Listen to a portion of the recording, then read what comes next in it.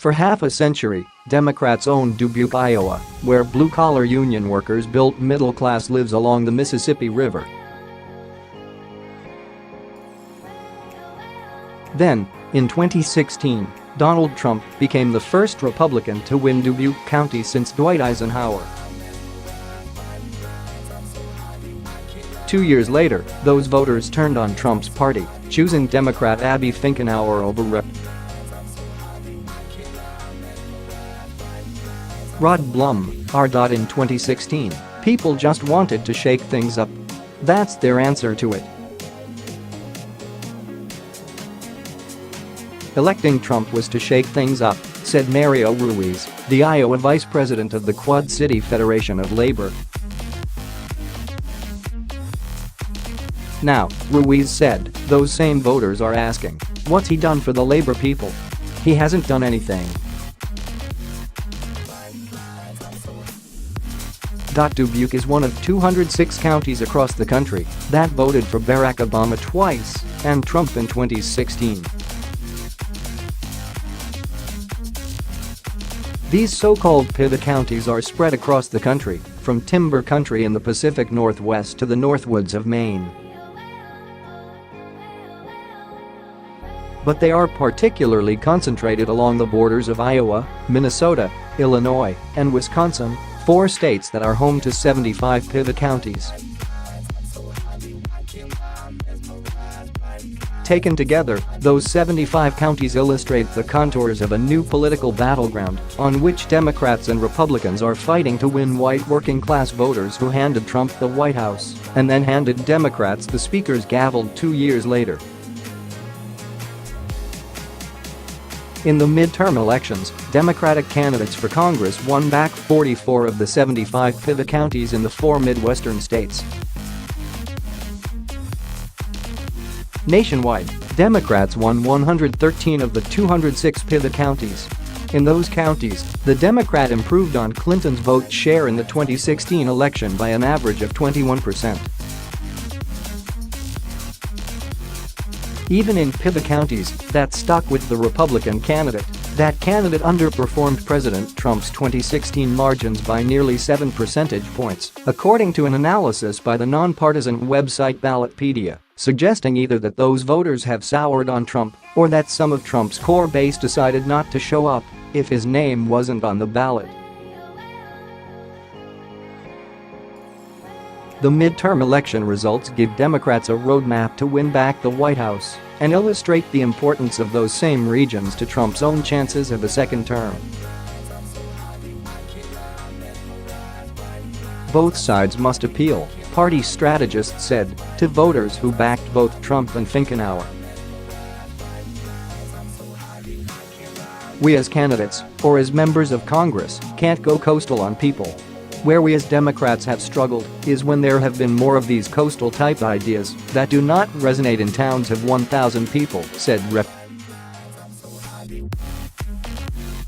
Cheri Bustos, D., who represents an Illinois district that borders Finkenauer's. In 2018, Bustos, who heads the Democratic Congressional Campaign Committee, won all 9 of the counties in her district that backed Trump.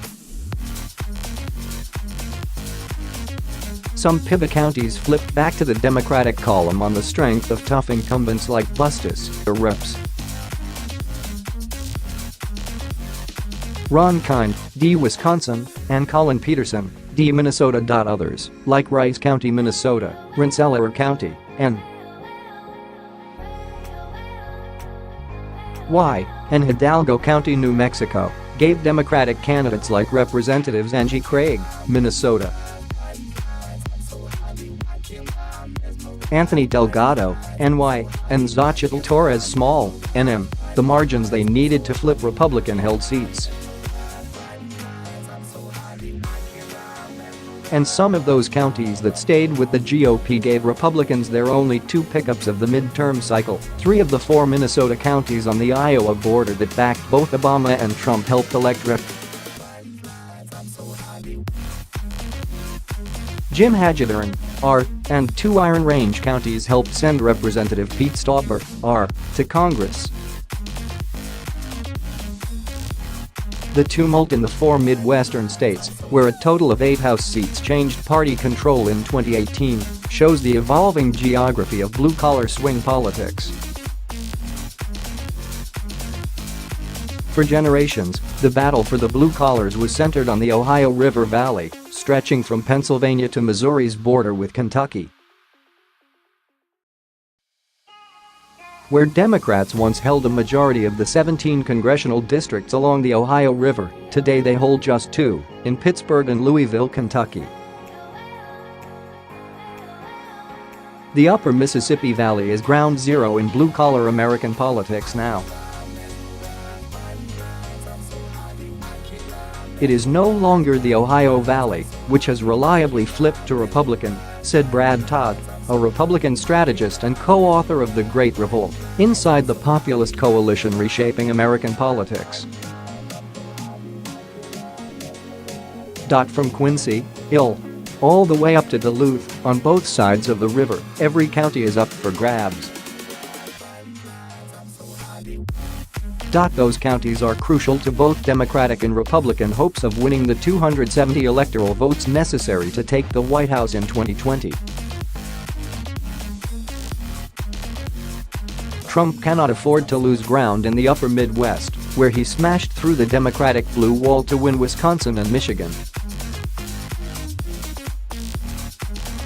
If Democrats cannot rebuild that blue wall, their path to 270 narrows to longer-shot states like Arizona, Georgia, and Texas. That almost certainly means that Trump, and the eventual Democratic nominee, will make the industrial Midwest a cornerstone of their 2020 strategy. People who work hard every day, the folks who shower after work, the people who felt like they've been left out in the cold and nobody's fighting for them, we've got to punch our way back into the hearts of working people.